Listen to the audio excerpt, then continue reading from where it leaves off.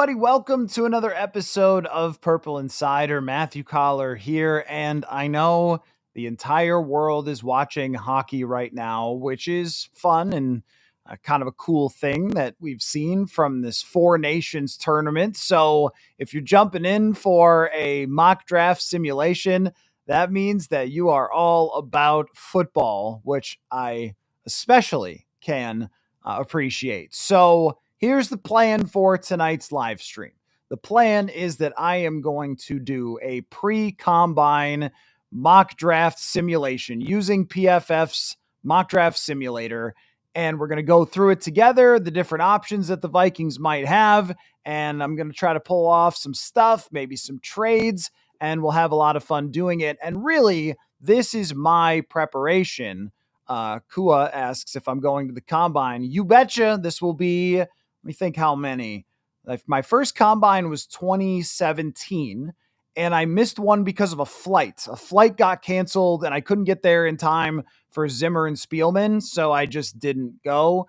And I think I've gone to every other one other than those two. So maybe 7th or 8th NFL combine, but yep, I'll be there along with the other media folk from the Strib, Pioneer Press, The Athletic, and so forth. And the cool thing about that is that we'll have KOC and Kwesi adofo-mensah at the podiums, and then they also do a side session with the reporters from the Twin Cities, which includes myself. So then we'll have additional content coming from that, whatever takeaways we get. And that's, it's a really good time to sign up for the Purple Insider newsletter because the written analysis of those conversations will go over on purpleinsider.football. I will have a ton of interviews with different people. I'm in the process right now of booking different people that I know are going to be there that I'm going to have on. Dane Mizutani for sure.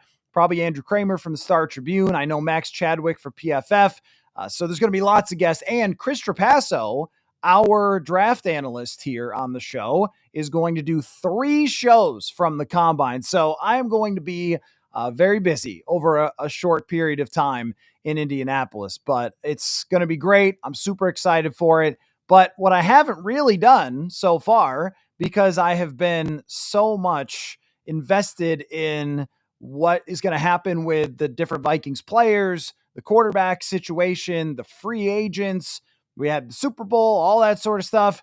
I have not dove super, super deep into this draft class. Like I've got somewhat of a sense for the first round, somewhat of a sense for the strengths, but it really isn't until, see, I'll tell you how it works with the combine for me. I show up on Monday, and that's where I go around Indianapolis and meet up with people that I know and start trying to book some guests for the podcast and hoping to do a live stream on Monday. Not 100% sure though. And then Tuesday, that's when Kwesi and Kevin O'Connell will talk. That's when we'll have a reaction with myself and Dane Mizutani, and we'll have a written reaction that comes out the next day and all that stuff. And then on Wednesday, I'll just be doing a lot of podcast recording. Thursday, I'll actually come back home. So when all of the guys are starting to do their 40s and everything else, I'll be back here doing a live stream next Thursday night where I'm talking about all the things that I learned from the combine as the combine events are just getting going. But the first days, that's when players are doing interviews. That's when the brass is there. And then it's always been more beneficial to me to watch the drills along with you guys on NFL Network because Daniel Jeremiah has just got so much freaking information that's how I learn everything about the NFL Combine. So I start to get really diving in with interviewing people at the Combine, seeing what's on their minds of the different draft analysts that I could get on the show, and then listening to Daniel Jeremiah. And then once I'm done with that, that's when I really feel like I'm ready. And then free agency, there's going to be rumors, there's going to be conversation.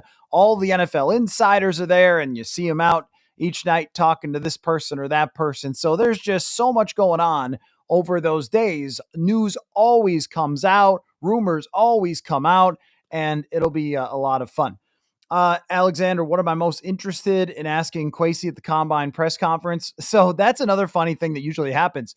Because the beat writers get our one-on-one conversation with the GM and head coach. Oftentimes at the podium, we'll kind of let other people like the national reporters and stuff come ask questions because we want to keep all that for ourselves rather than having it be at the podiums. It's always a funny dynamic. It's like, should we ask him now? Should we ask him later? But there will be some important questions that need to be asked, including about his contract situation.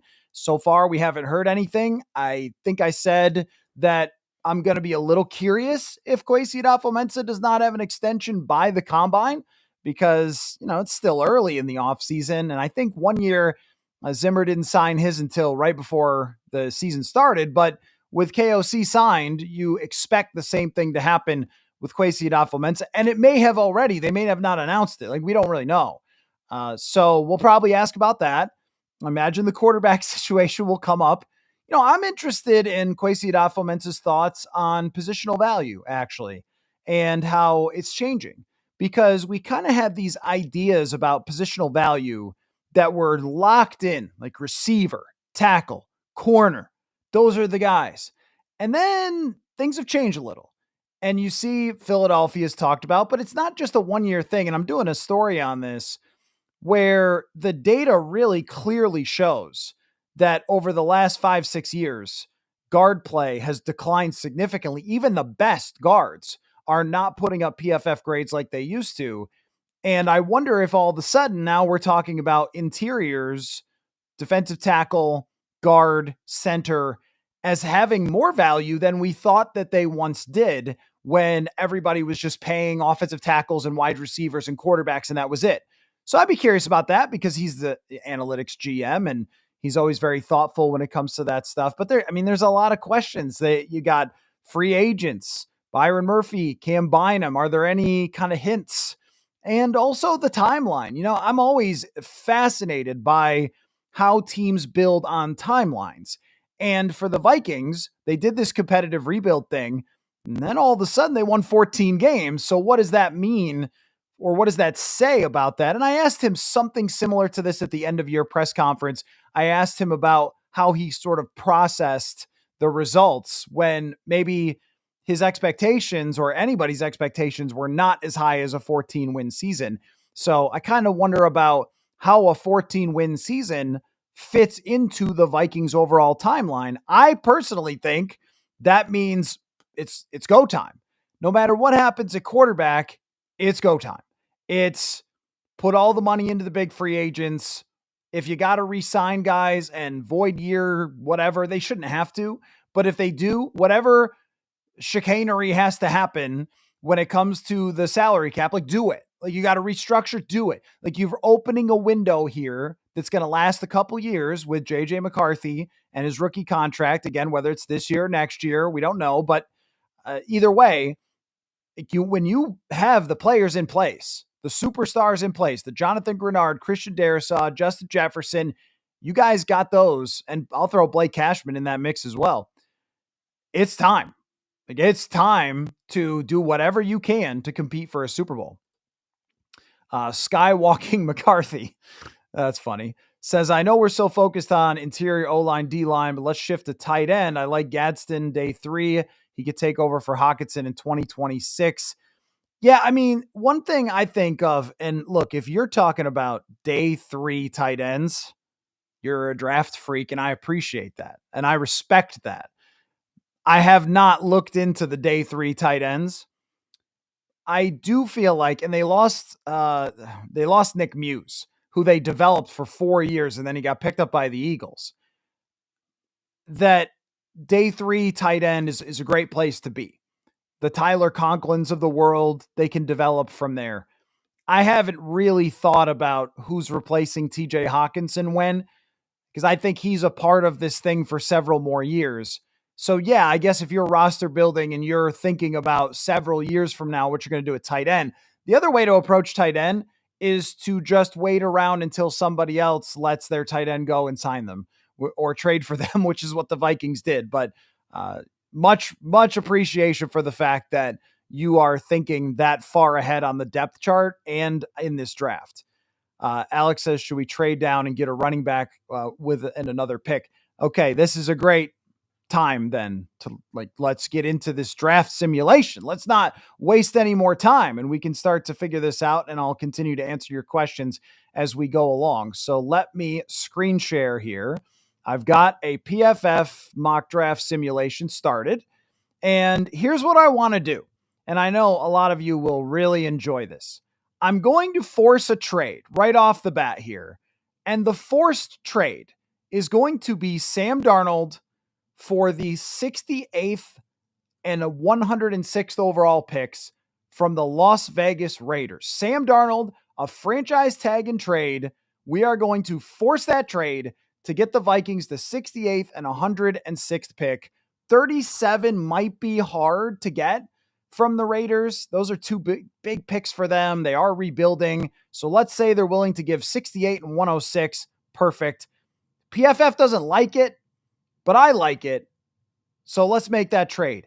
Now, the next trade I'm going to make, even though we did just acquire the 68th pick, is we are going to trade down. Now, I need to find a partner to trade down with. I don't want to trade down too far. What's Jacksonville got? 36? I like 36. Can we do 36? Maybe get the Vikings pick back that they have. They have a Vikings pick.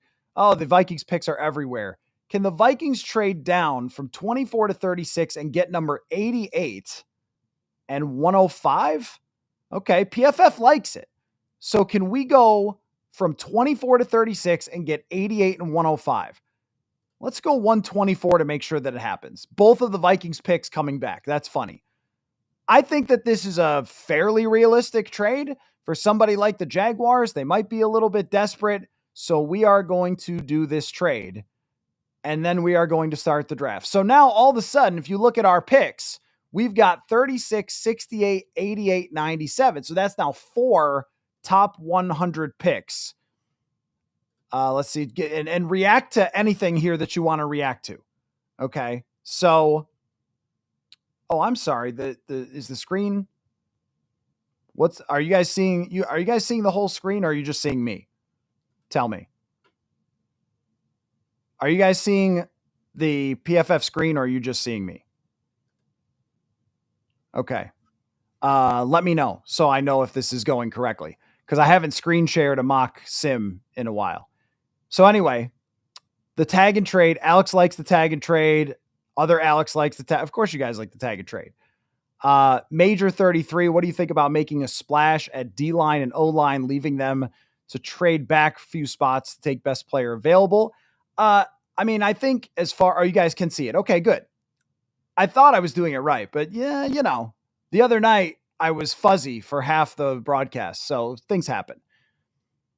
As far as making a big splash, I assume you mean in free agency, and I think that they could do one or the other.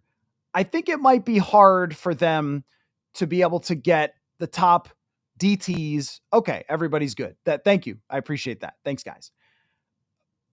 I think it would be hard for them to get a top defensive tackle and top offensive lineman at the same time in free agency. Like, you might be able to get Trey Smith. You might be able to get Milton Williams or Osa Odigizua. It's unlikely that you could grab both.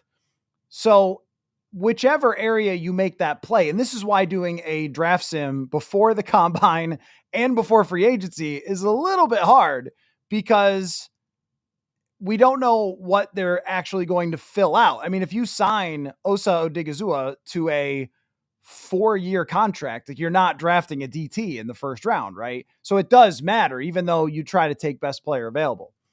Alexander wants Benjamin Morrison, the cornerback from Notre Dame. All right, let me take a look here what we got. And the nice thing about PFF here is that you can sort by the positions of need. So we know that the Vikings need a running back. They need interior offensive line. Where's punter?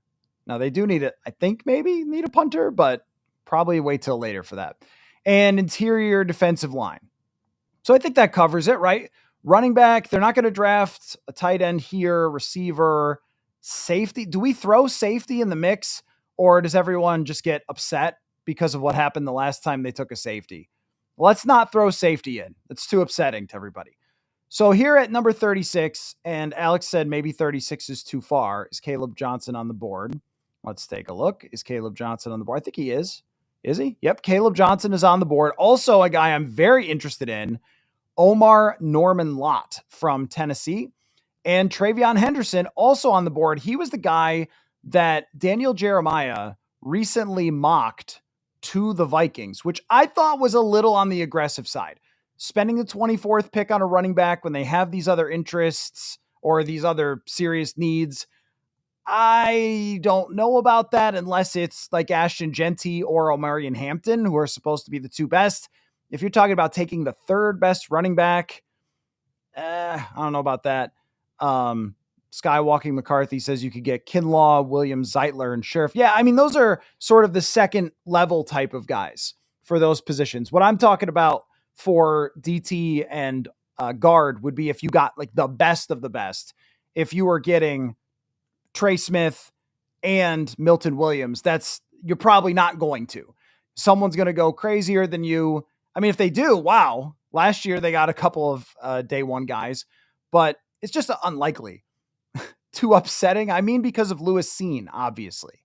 That's the joke. So I think that they can handle one of those positions with, I shouldn't say filler guys, but like second level guys in free agency, and then possibly land one of the tops.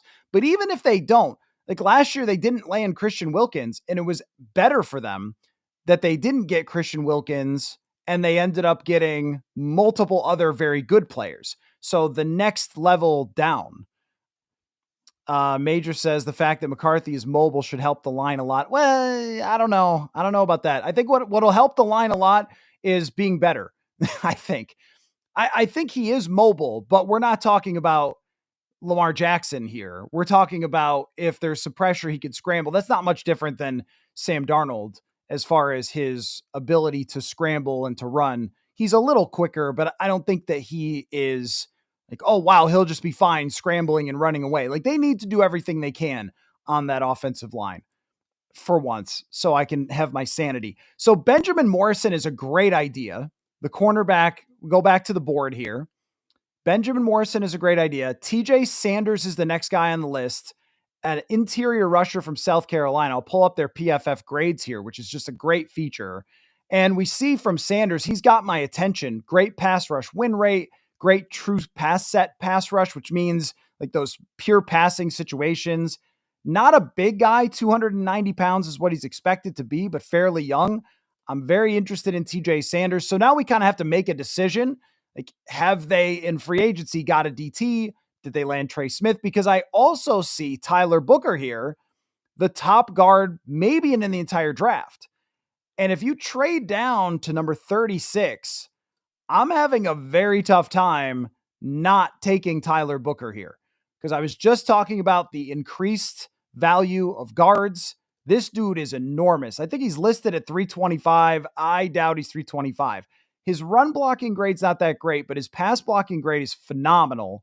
He played for Alabama, might be a player on the rise. This is not an easy decision because the interior pressure is important to me, but rebuilding at guard is the most important thing. We've also got Tyleik Williams, who's more of a nose tackle type. Shamar Turner is another one who I think is more of I guess not as much of a run guy. Maybe a little bit on the run side. Doesn't have great numbers. Cam Scatabo probably wouldn't do that here. Caleb Johnson, same thing. Travion Henderson, same thing. So I think what it comes down to for me is Benjamin Morrison, the cornerback from Notre Dame, who's played a ton of football. He's got really good numbers. And I think a top corner is really important. 20 years old still, just turning 21, or Tyler Booker. I don't know. I don't know what they would do here. I kind of want to go with the guard. But also, I mean, this depends on, did they get a big corner in free agency? Did they get a big corner? Because if they got a big corner in free agency like DJ Reed, then maybe they're not drafting Benjamin Morrison. So let's just say that they've got a good situation here, but we're going to go with Tyler Booker at guard and try to shore that thing up and make it so it's in a good place for a long time going forward. So I like that pick. immediate grade. I want you guys to grade the pick. Grade the pick. I took the biggest and the best guard that I could find. Grade the pick. Do you guys like it? Do you not like it? And we'll move on to the second pick. So remember, I traded with Jacksonville, traded back, and I got 88. I also got in the Darnold trade 68. So this is the Darnold pick. So we're at 68 right now. And I'm looking at some of the key positions here. I'm going to filter it again to the key positions. Running back, because I think that in the top 100, you should draft for needs, and then you just go best player available after that. So let's see. All right. Positions of need, still going with the same ones. I'll throw safety in there because there was some unhappiness about that. All right, here's what we got now. Now, this is interesting. 3 running backs are tops on the PFF board, along with Joshua Farmer, who is a pass rushing interior defensive lineman from Florida State. They seem to be good at picking those guys. We've got a couple of safeties on the list. Maxwell Hairston, a corner from Kentucky. Azariah Thomas, a corner from Florida State. I'm intrigued by the idea of a corner, but it looks like the best prospects at this moment are going to be the guys at running back. And with number 68, you're still picking a really good running back at this point. Is it Dylan Sampson, he's just been really good. 1,488 yards, almost 6 yards a carry. Great numbers. Or is it Travion Henderson, who also was just a total game changer, more of a limited use type of back, or more of a duo with Quinshon Judkins, who's also here. This is hard not knowing. You're not a fan of Sampson. I do like Travion Henderson. Okay, getting a lot of A's from Matt. Todd's given an A+. Todd loves the guards. Mustin, sir, you were worried all year about the guards. Now you're giving me a B? That's what I feel like you talked about that every night in the live streams. Henderson here, get your Dalvin Cook 2.0. Have we drafted an SEC guard in the second round recently? Hey, that's what I'm saying. Like with the safety thing, we can't worry about the past. Also, Booker is not a massive reach, which another SEC guard was a pretty massive reach. So we kind of saw that one coming. But Travion Henderson seems obvious here to me. Seems like one of the 25, 30 best players. His position might drop him a little bit. I am going to draft Travion Henderson as part of a potential duo with Aaron Jones in the backfield. I love that idea. And that allows Travion Henderson to come in, work with somebody else. And is there a conflict with JJ McCarthy because of Michigan? No, I wouldn't think so. I think they'll get over it. But yeah, I mean, I really do think that running back and finding a dynamic weapon this year in the draft is of importance for this Vikings team. In past years, I would have said, don't do that. Definitely don't do that. Like, don't pick a running back in the top 100. Try to get a third or fourth round guy and develop that player, or go into free agency and get whoever. They're all going to average 4.3 yards per carry, but now is different. Now is different. They really, really need a difference-making running back who can punish teams for playing those safeties so deep against Justin Jefferson. And Jones did a good job of it last year. He had a good season. They got as much out of Aaron Jones as they could have. But Cam Akers coming in, it was explosive occasionally, but you're really looking for someone who can be a difference maker next year right away, and then your guy after that to build around. A+ is on the pick. You guys love Travion Henderson. Okay. All right. So we've traded Darnold. We drafted a guard and a running back. And now we have the 88th pick, and this came from trading down with Jacksonville. So now we're looking at, still, I think I want to look at those key positions. Well, running back is off the table. Interior offensive line, we don't have to worry about now. Corner, though, defensive tackle, potentially safety. And I know it all has to do with what they do in free agency. If Cam Bynum comes back and Harrison Smith comes back, then safety is not something you're going to draft here.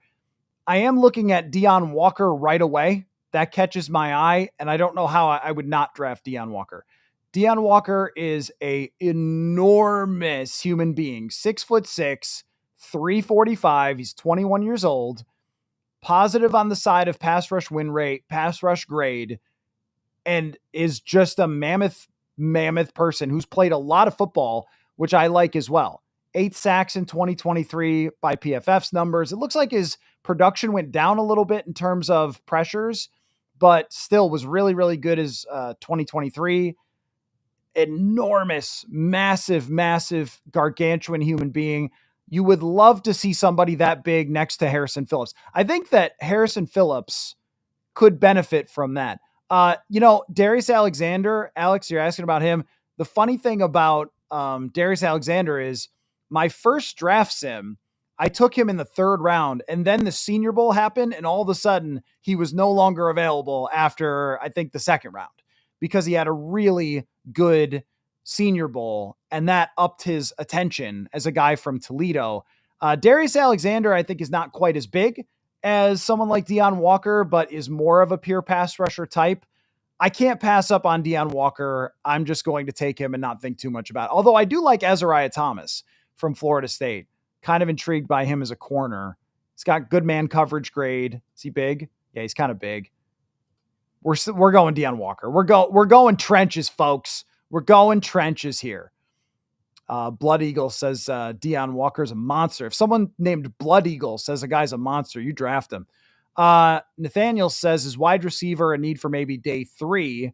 Top 2 wide receivers were solid, but could use another rotational. Yeah. So the wide receiver position does have my attention a little bit because when you look at like the Vikings 3 wide receivers that they ran out last year, they're all kind of the same type.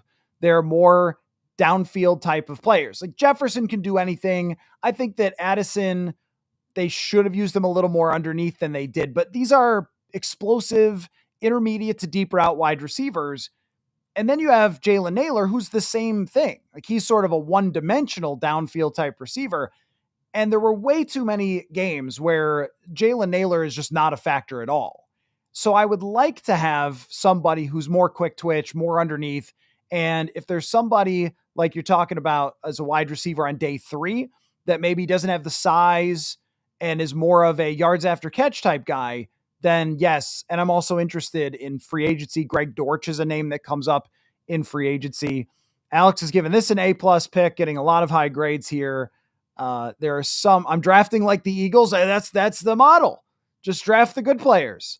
Skywalking McCarthy has to be Deion Walker. He's 120% the size of a nose tackle and the athleticism of a linebacker. Yeah, I'm into freaks.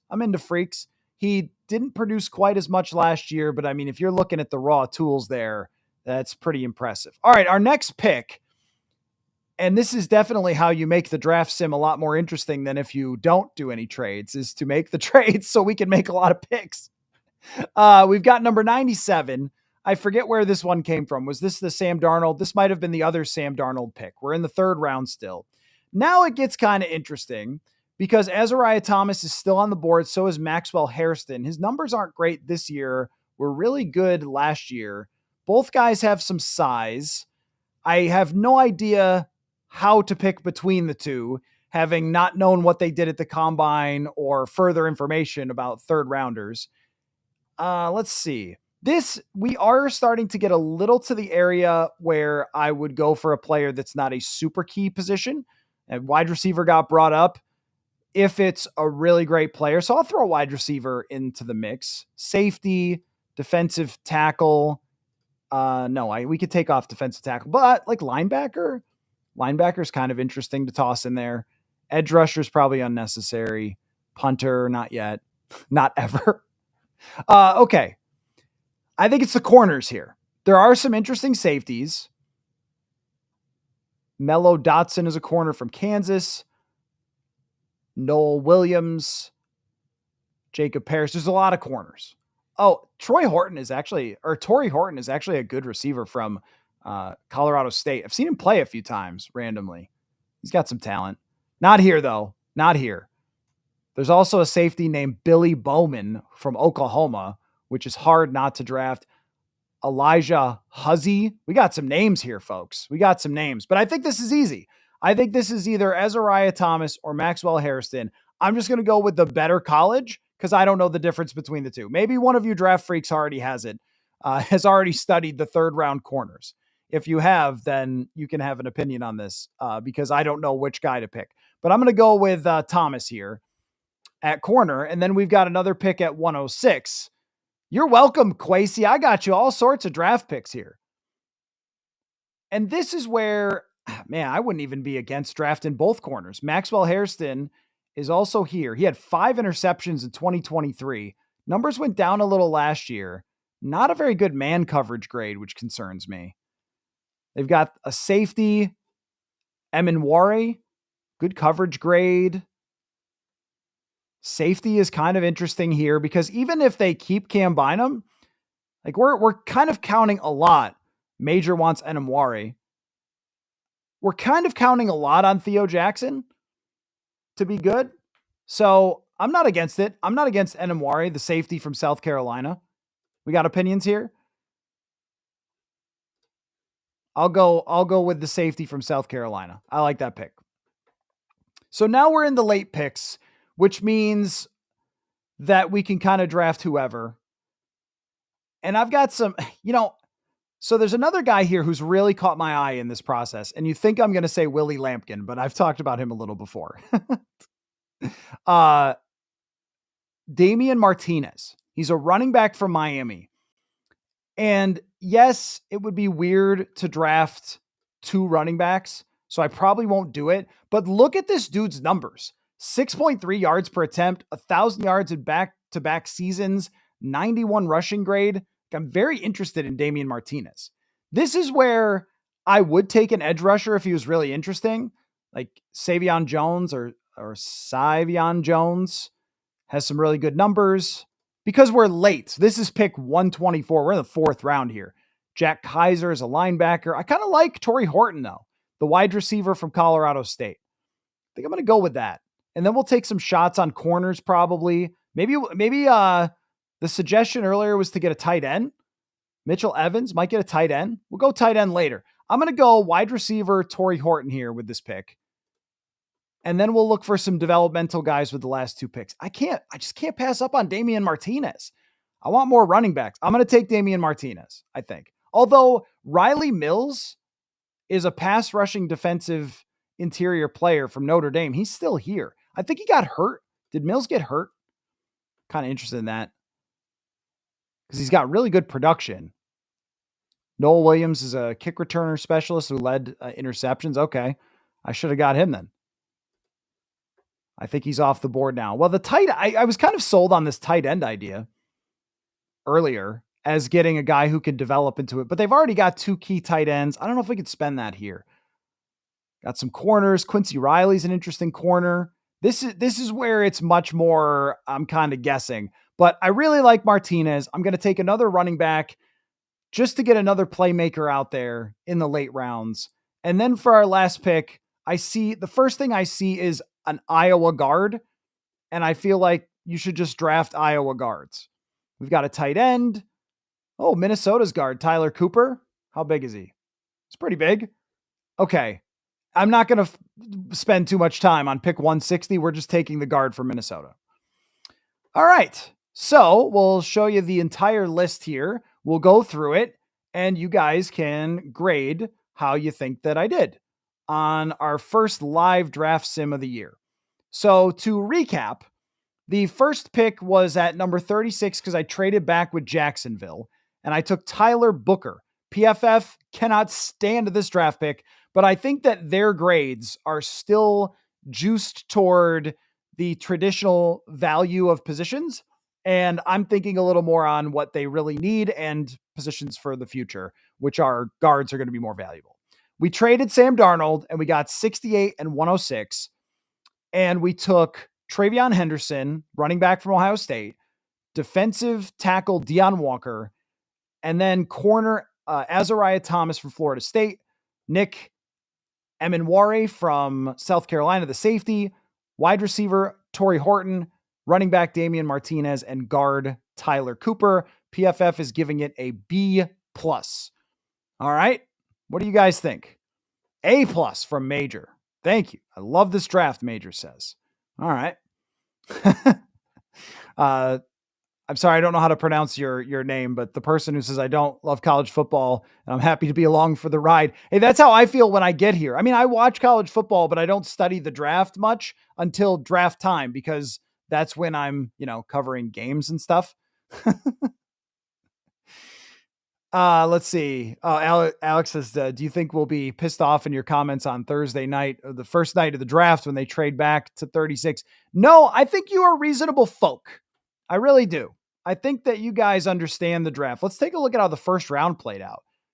Shadur Sanders to the Browns, Cam Ward to the Giants, Abdul Carter goes to the Patriots in this one, and Mason Graham ends up with the Raiders. Interesting. Who would have been taken at 24? That's what I'm curious. And Darius Alexander. Yeah, you asked about Darius Alexander. His stock has shot up already.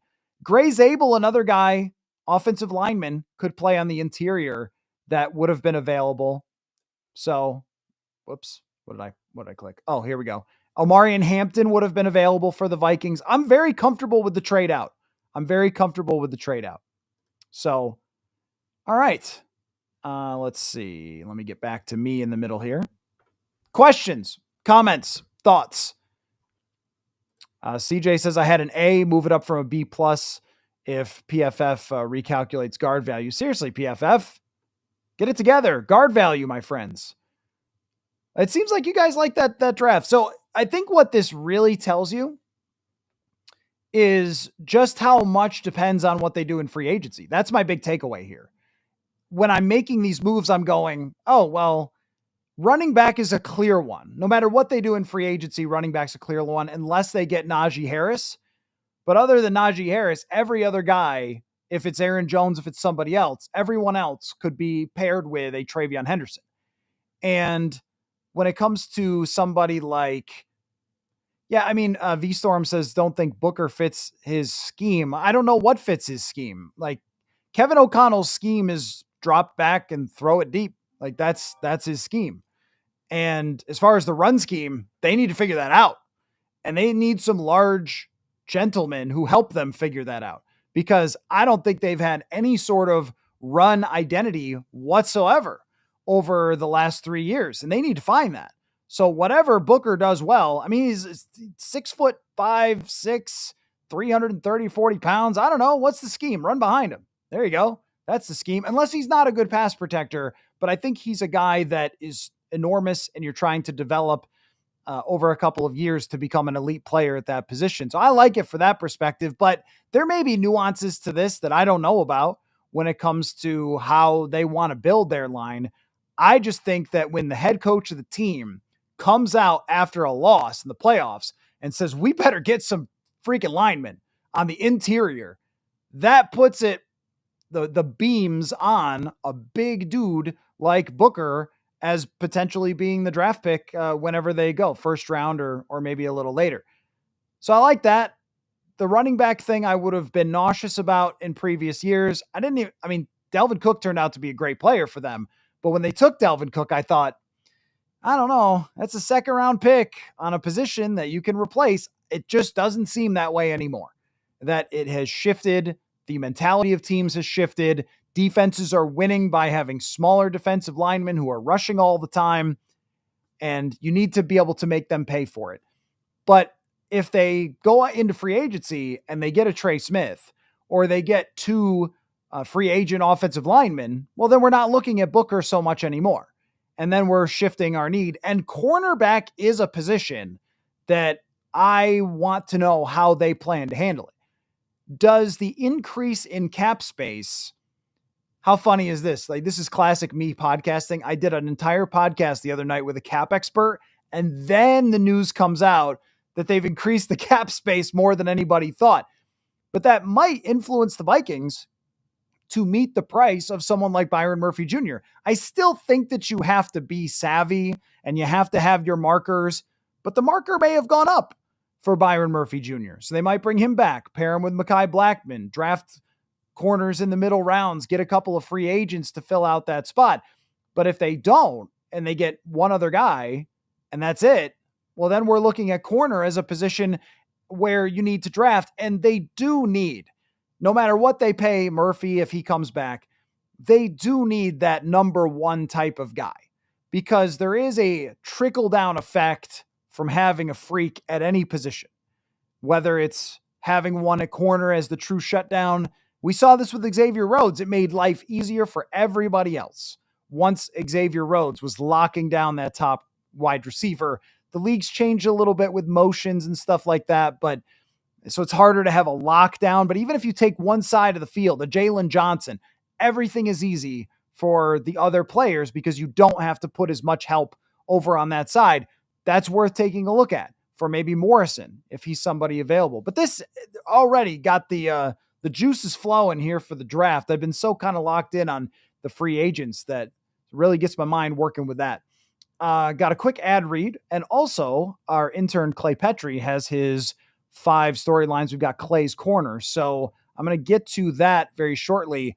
Questions, comments, thoughts? Doesn't have to be on the draft. Could be on anything Vikings related. Throw them in there. We'll answer your questions for a few more minutes before we get to Clay's 5 storylines. But I have to remind you about our great sponsor, Rocket Money. I don't know about you guys, but I have an impulse buy problem. I like to sign up for stuff. Newsletter. I like to read newsletters or, whatever else, services.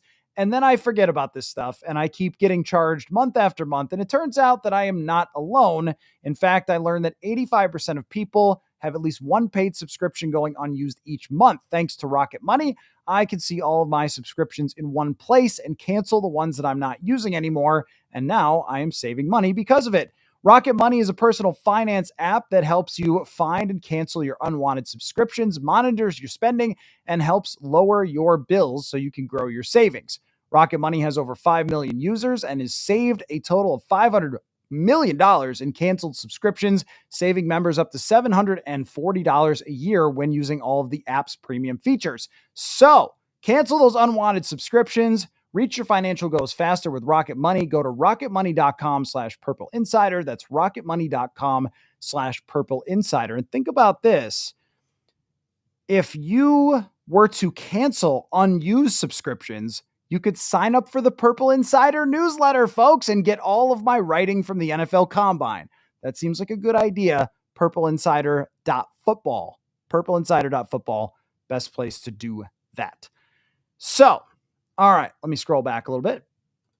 Major says, am I the only one that doesn't want to sign Murphy to a $20 million deal? Since when do you pay that much for a slot corner that gets beat constantly? He can't even play man. I don't think that those last 2 comments are really fair to Byron Murphy as far as a slot corner. Like, he plays more outside than he plays slot. It's not really even close in terms of his usage. And as far as gets beat constantly, and we've got numbers for that. We can look them up. Let's take a look. Let's take a look at how often he gets beat.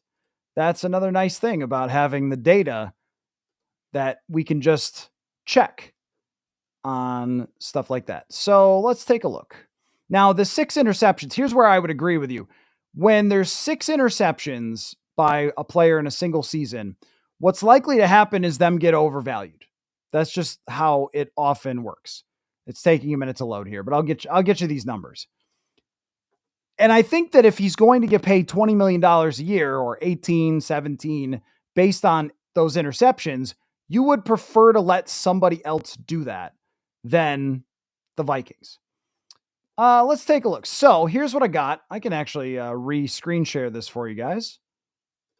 Show you the research. Nope, that is the wrong tab. Okay, hold on. I'll get it for you. Here we go. So here's our cornerback grades.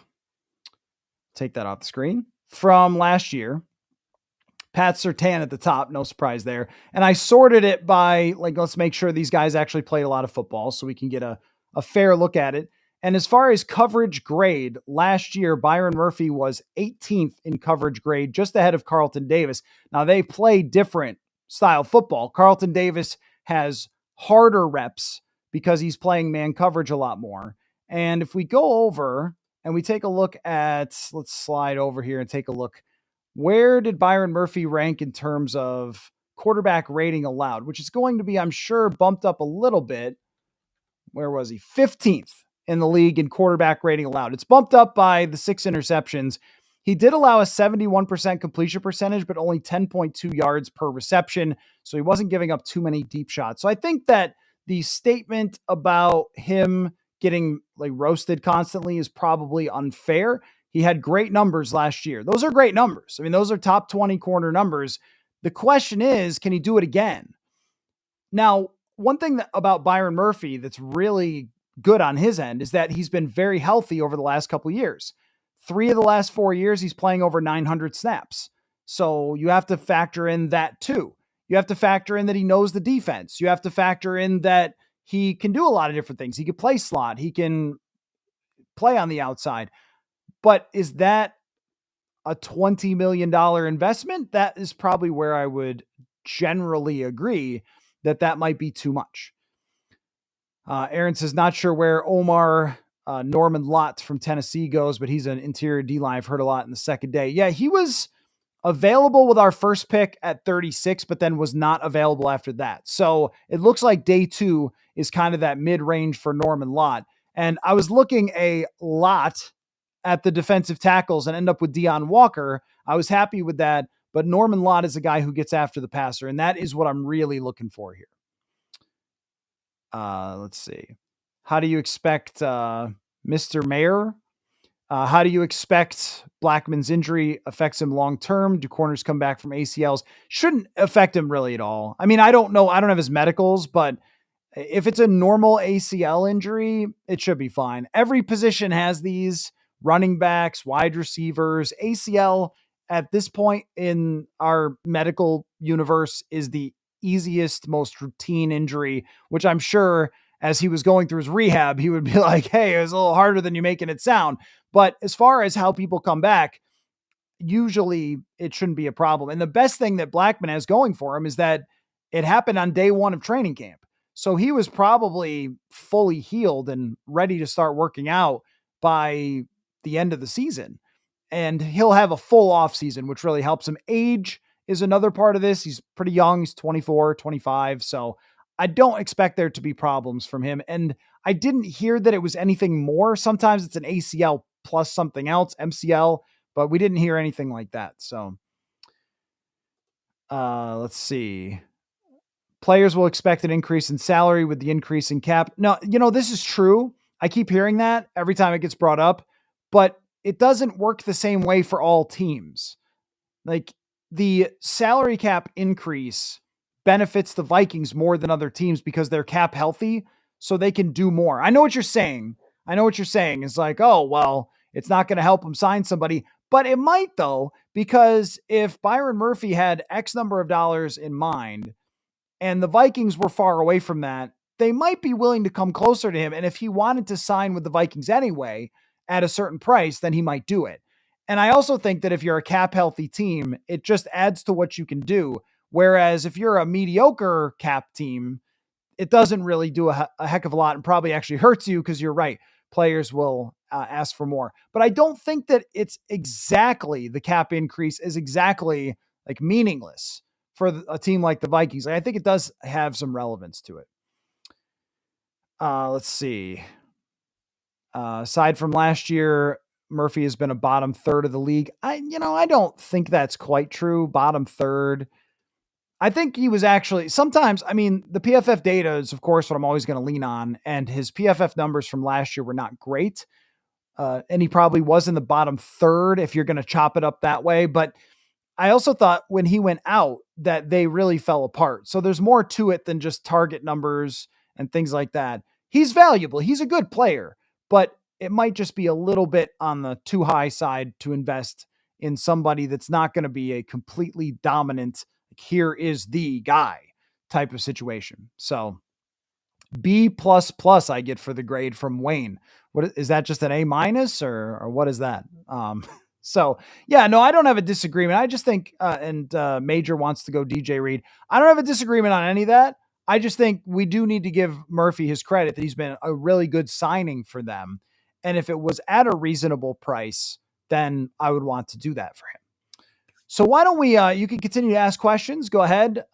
Anything that's on your mind is good, but why don't we go ahead and get to Clay's Corner with our intern, presently residing in the University of Pennsylvania. Clay Petrie, our intern for this semester. And Clay has his 5 storylines that he asked me about, and we go back and forth, and we tie some of them into the Vikings, and some of them are just silly and ridiculous, and we have a good time. So, Clay, first I want you to give me a grade on my draft sim. How do you think I did?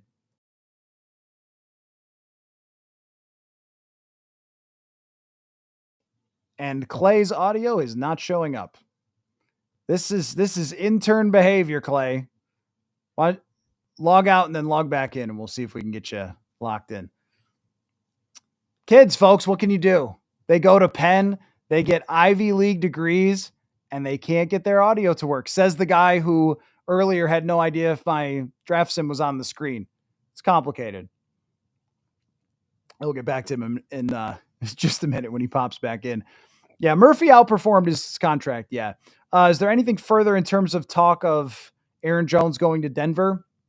I mean, I just think that there's a couple of teams that would be really obvious for Aaron Jones that he wants to come back to Minnesota, which makes a lot of sense. But if you're Denver, you need something. Hey. Okay, there we go. All right, we're good. You're leaving me in the backstage. What's up with that?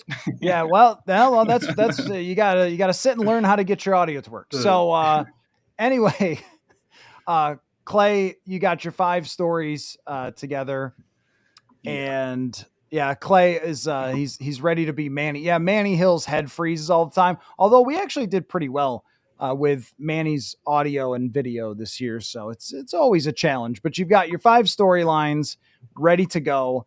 Let me answer a question here from Mr. Mayer. Why do you think people have such a huge variance on the value of Darnold's tag and trade? Do you think NFL execs are as divided as the rest of us? That's a interesting thought. I don't really know what is happening inside of the building of the Las Vegas Raiders that is now run by a guy who's 74. That's what's hard to pick up. I think if I'm the Raiders, why would I not make this trade of, like, we got 2 draft picks, right? And why would you not do that for a quarterback who you know can play and can get you back competing for the playoffs if you're the Raiders? Maybe there's a school of thought that teams are not going to be able to willing to give up draft assets, but for a quarterback, a team already traded a 2nd-round pick for Sam Darnold once upon a time, and he was bad. That was after he was really bad. This is, I think, desperation. I don't know. Yeah, no, you're probably right, though, Mr. Mayor, is that there's probably a difference of opinion in each building of what he's worth, how much they would trade for him. But there's no way they're not discussing at least the possibility of sending draft picks to get Sam Darnold if the Vikings tag him. So, yeah, I don't know. All right, Clay. Well, where do you want to start with your Clay's Corner 5 storylines? Well, I want to start with my grade for your draft. Honestly, I really liked it. The trading back made a lot of sense with Darnold, and I liked the Tyler Booker pick. It seemed like you got good grades for that, and I liked that pick. And yeah, I like the running back pick with Travion Henderson, and then the late pick with the Florida State cornerback. So I think you killed it. I'll give you an A-. Okay. I'll give you an A-. Yeah, but hopefully that's good enough for you. But I'm ready for these headlines. How are you feeling? Well, it just depends on how good of an internship you want this to be. I think if you're giving me an A-, you're fine. Anything less than that, we might have had problems. No, I like it for the Vikings specifically. If a random team took a guard and a running back that needed edge, that needed tackle, that needed receiver, that needed quarterback or something, then I would have said, I'm not sure what they're doing. But for this specific team, when you have Jefferson, Darisaw, Grenard, you just drafted Dallas Turner, it's a pretty clear 4 or 5 positions that they really need. If I had a few more 7s, I might have taken a long snapper. That's probably where that extra A- to A+ comes from. So go ahead with the first storyline. Yep. So the first one, you kind of touched on it earlier, but the league informed teams that the salary cap for the 2025 season will be in the range of 277 and 281 million. Which is a big increase from last year's salary cap of $255 million. What do you think about this, and how will it affect the Vikings offseason? Yeah, I don't think that it affects the Vikings a ton.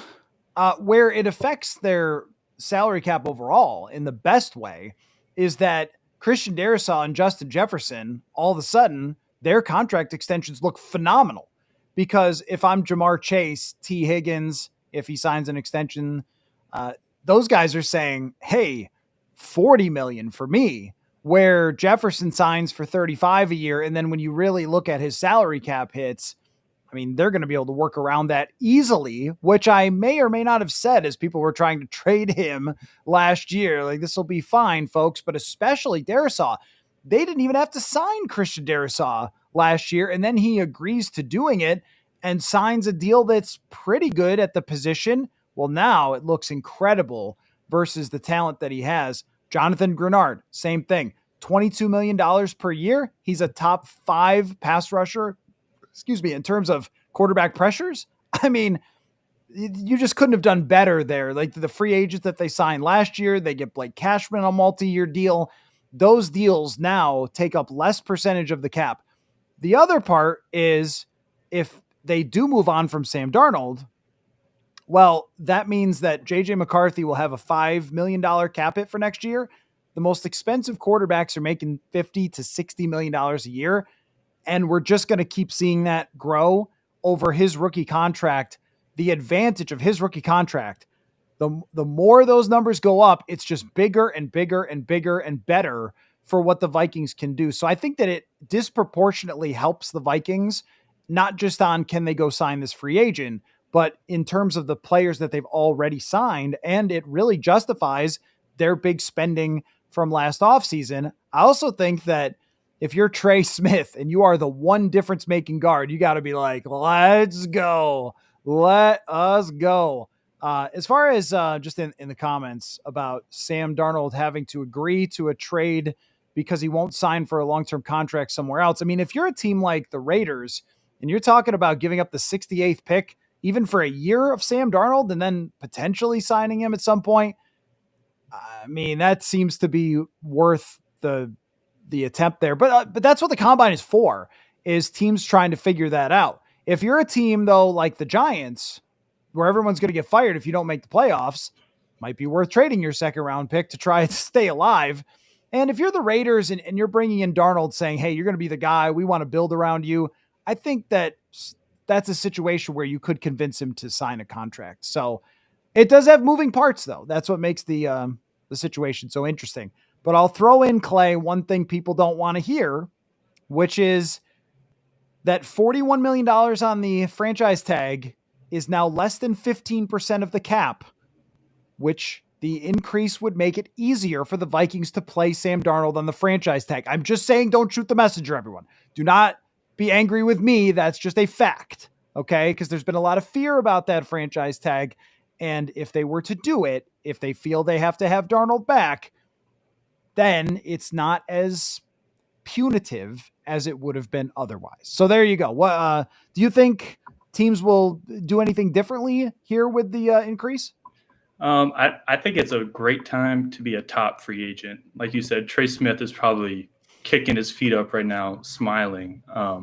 But I think players might get a little greedy this offseason, might want to ask for some more money that they might not deserve just because they know certain teams have more money.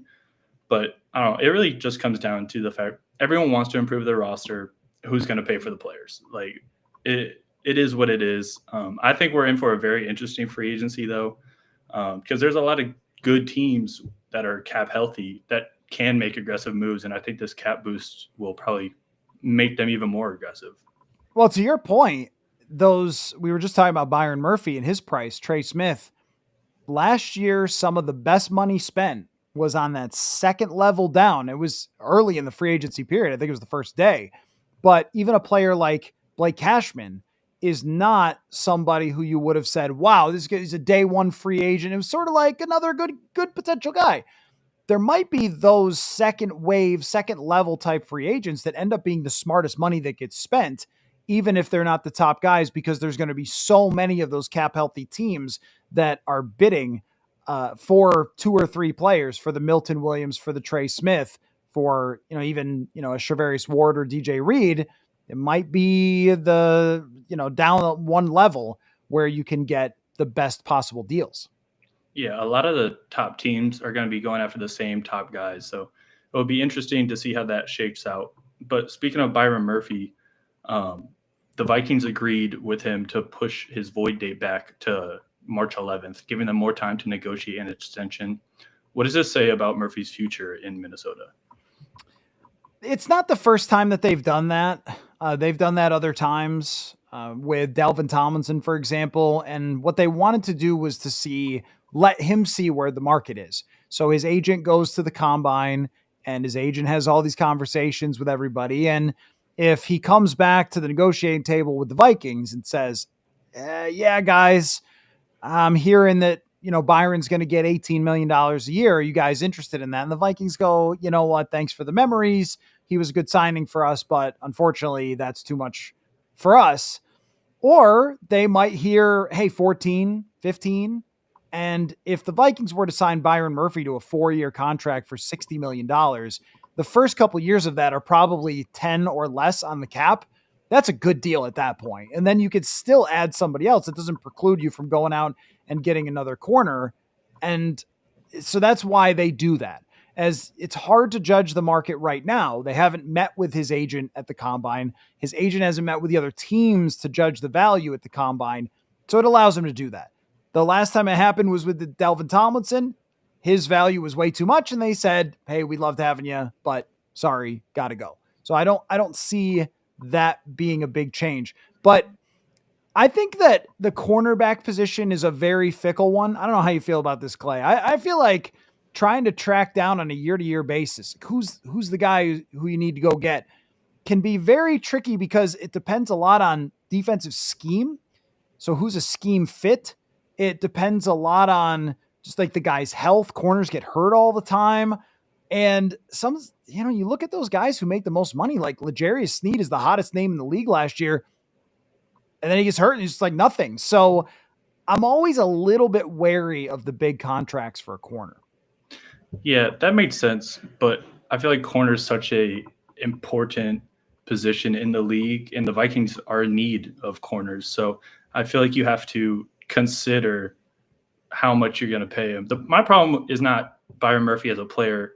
Like you said, it's just how much you want to pay him, because PFF is expecting him to get like a 3-year, $18 million contract. And that puts him right by Lenore from San Francisco and Tyson Campbell from Jacksonville, who both kind of had down years. And then Sneed is also there, but he was hurt. So Murphy had a good year. He might look at that and ask for more like 19, 20, like you said. But that puts him with Jalen Johnson, Marlon Humphrey, and Marshawn Lattimore. It's like, do you want to pay him that much when he's not a lock down your number one type of guy?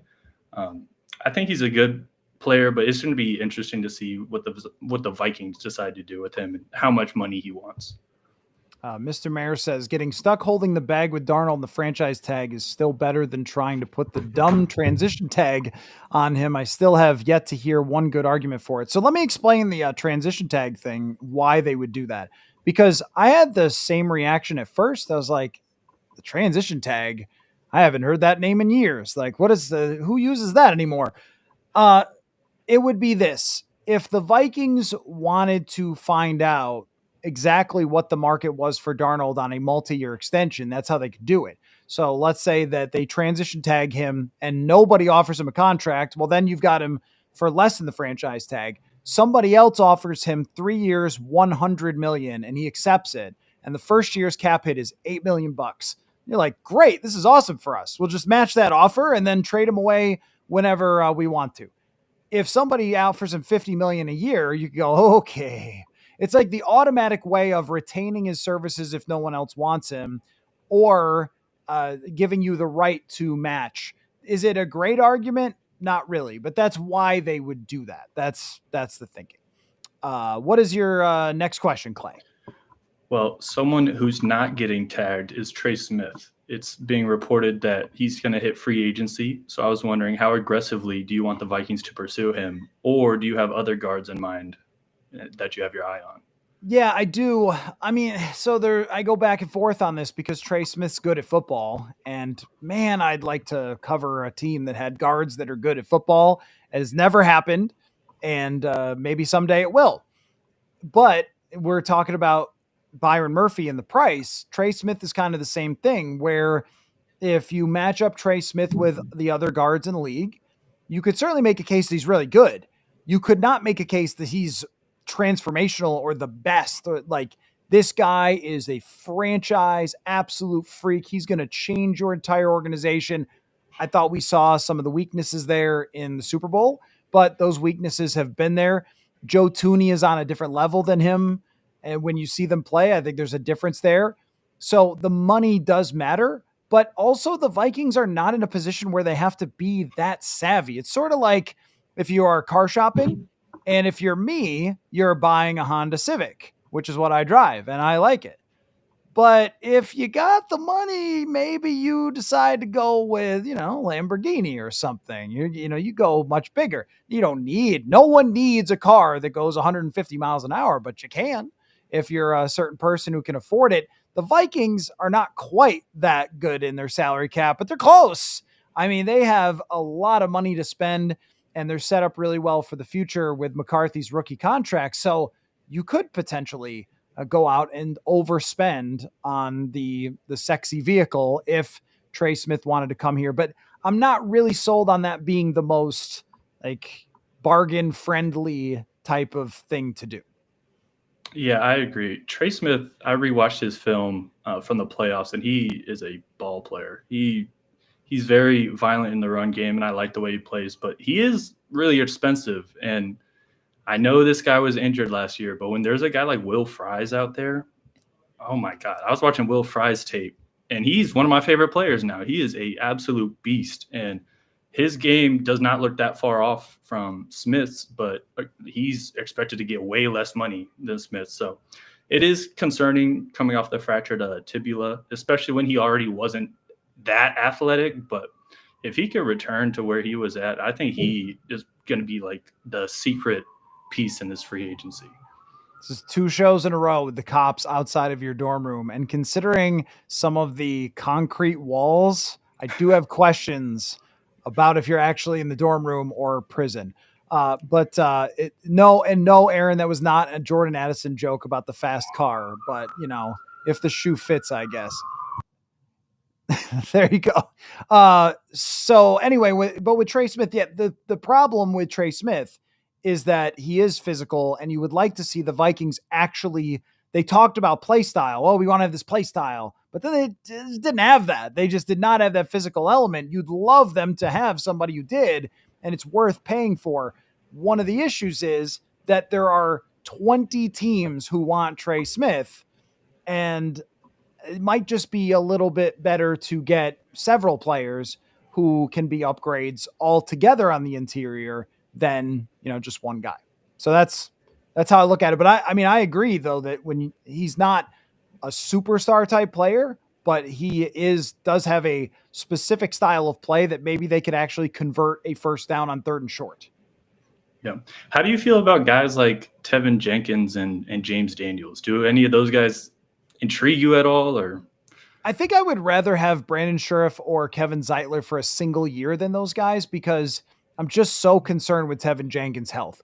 When someone says back injury, you're like, no, I don't think so. Get me away.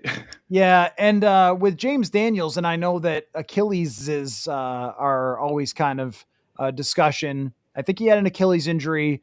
We've seen Cam Akers come back from it, but that's one of the worst ones you can have. Like, that's not great. And so with both of them, I'm just really leaning toward I'd prefer to get someone who is healthy than roll the dice, because if that guy, Tevin Jenkins, has never played 800 snaps, so you're missing, like, what's that, like 5 games or 4 games that you could be missing every year at minimum, and then it could get worse. No, I think I'm going to pass on that. I would prefer, now, if somebody breaks their leg, they should be okay. Will Fries, he should be okay. I don't think that Trey Smith, the way that, did the Super Bowl increase or decrease his odds of KC retaining him? I don't know if Yeah, I guess it might have increased their odds, but the fact that they're not going to franchise tag him, they also have no money. They can make it. They can make it, but they don't have a lot to spend. They've been willing to let guys go a lot. So I still think they're going to let him hit free agency. Yeah. I know you keep mentioning Trey Smith in the Super Bowl. Second half, he definitely did struggle a little bit. But as I was watching the film, I noticed he pulled like early in the second quarter, took a nasty hit by Nolan Smith. And immediately after, he was holding his right shoulder. And that's immediately when he started like grabbing at guys. And that's why he started holding more. So I feel like that performance is a little unfair to him. But yes, he is really expensive. Yes, linemen are important, but I don't know if you want to when you have so many other needs that you want to get. I don't know if dishing out that much money for a guard is worth it. But for my next headline, I want to talk about quarterbacks because last season the rookie class looked really impressive. So who do you think will take the biggest step forward, and who might take a step back? Oh, yeah, it's a good question because last year we all would have said that CJ Stroud's just going to be like the best quarterback, right? And he was still good considering they had to fire his offensive coordinator and they couldn't block for him. And his two of his top three receivers got hurt. I thought that he still did everything that he could do for that team to win a playoff game and give them a chance. But at the same time, it shows you that just because it worked for 1 year does not mean it's always going to ascend and just go straight up. But I think that if we're using any sort of logic, even trying to factor in what could bring Jaden Daniels down, I mean, I got nothing. That guy, he didn't have a great team this year, and he was just the dude making plays, putting together one of the best rookie seasons we've ever seen, commanding the offense. He grew in that offense. He was tough. I mean, just total difference maker. He looks like the NFC Lamar Jackson. So I think that that's just a skyrocket that's headed up. I'm really interested in Michael Penix because his small sample size was very good. Where I do wonder is Bo Nix, is there anything more there? Because if Bo Nix is just this, that's probably good enough to get you to 10 wins some seasons, 7 wins other seasons, and you just never really take another step. But if they could put more around him, he did have a good line. It's just physical tools wise. Is there something else there beyond what he did this year? Would be my question.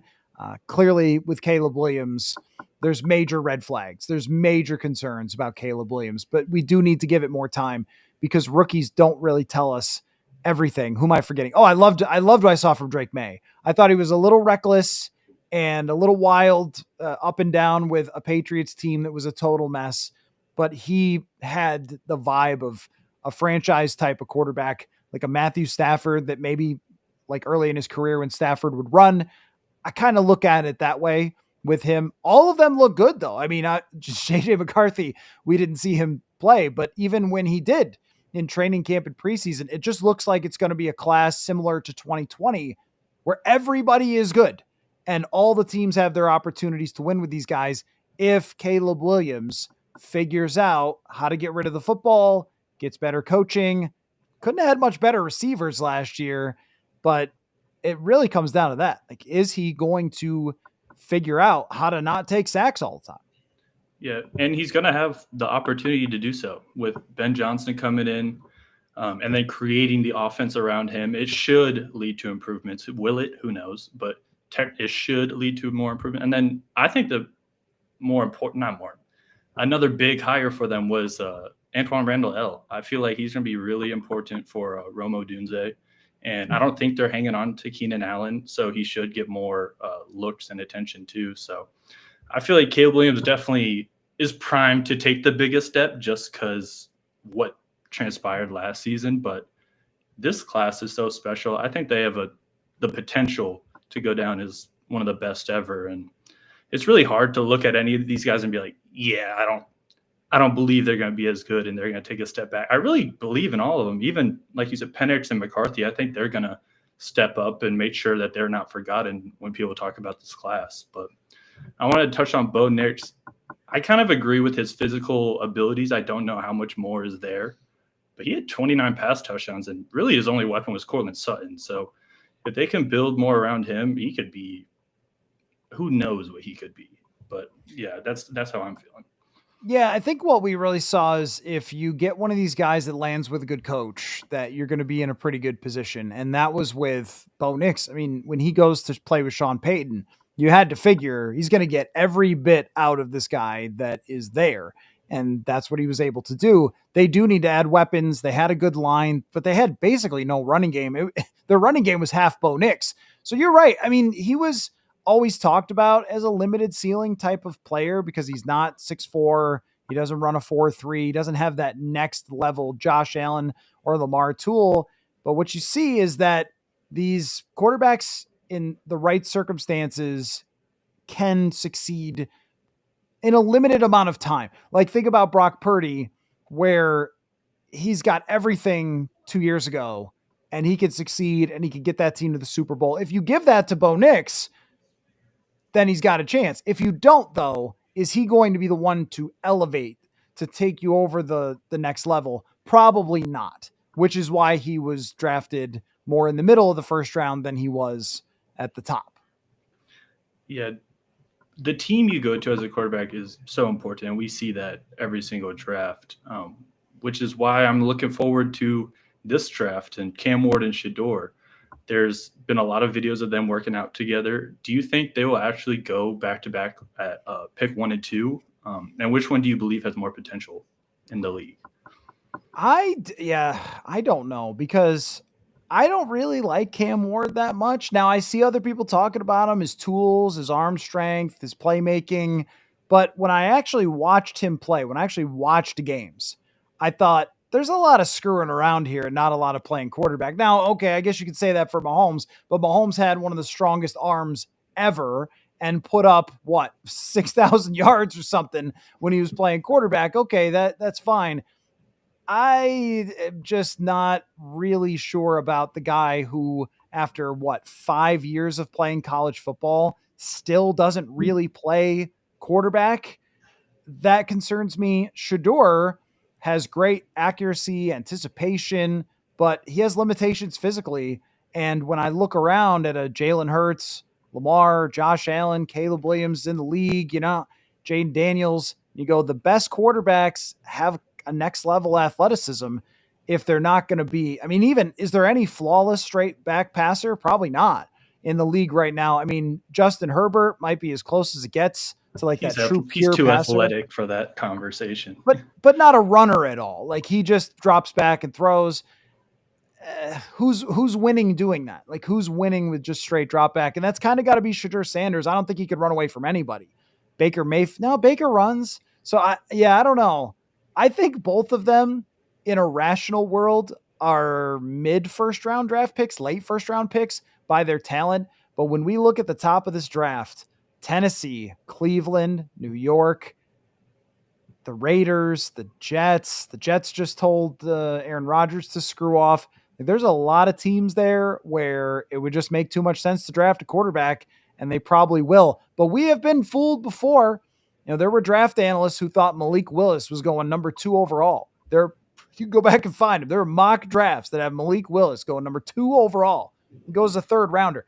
The one thing that I have learned is when it comes to the quarterbacks, sometimes we're really, really right and they nail it.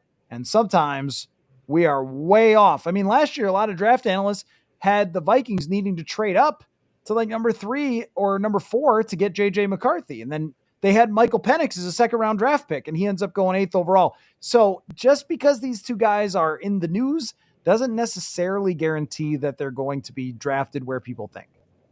Yeah, I kind of feel bad for them because, like you said, I feel like they're more like mid first round to late first round picks. I think if they had a year or two to sit behind a seasoned vet, then that would be really beneficial for them. But like you said, the top teams just need quarterbacks, and I don't think any of them are ready to handle a quarterback. Like the Tennessee, I feel like they're still a long way away.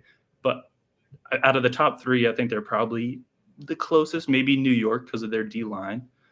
But all these teams just have so many holes to fix that it would be unfair to just throw a quarterback in there and be like, fix this. So it's not looking good for them, but I don't know about 1 and 2, but hopefully I'm assuming the Titans will take one. Cleveland, if they get rid of Myles Garrett, I'm thinking Hunter, Carter.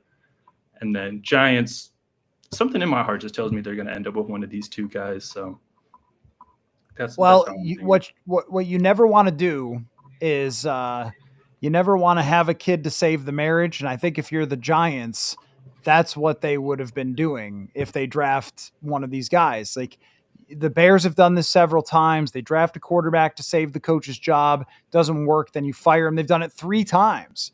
And I think the Giants want to avoid that mistake. But the problem is, who else are you bringing in? Russell Wilson? Are you bringing in Carson Wentz or something? Like, who else are you getting? Kirk Cousins? So they almost have to draft a quarterback. But then that quarterback, these guys are going to be ready. Shadur Sanders, and I mean, Sanders might be more so, but I mean, when it comes to Cam Ward, he's not going to be ready to be a difference maker in one of the toughest divisions in football. You're just asking Brian Daboll to draft a quarterback. He's not ready. He gets fired, and the next guy inherits a quarterback he didn't draft. It's a bad model. So I wish them the best.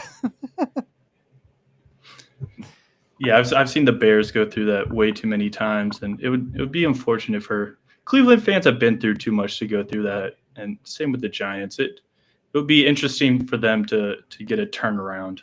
When Joe Flacco was running with the Browns, I was like, this is Browns finally has some success, and then they plummeted it right back down to where they were. So I'm rooting for them. They have good fan bases, so hopefully they can figure it out. All right, what else you got? Is that it? Is there another one? Yeah, that was 5th and final headline. Oh, okay. All right, I was sitting And here. Matt, we're just rolling. Yeah, Matt D, I see you in the comments. Trust me, the headlines are coming as the offseason continues. Oh yes, he wants it to be called Clay's Queries because they're more of questions. Well, yeah, that is the thing, and we talked about this. That right now there's not a lot of big headlines, but there certainly will be as we go forward. So Clay, great job.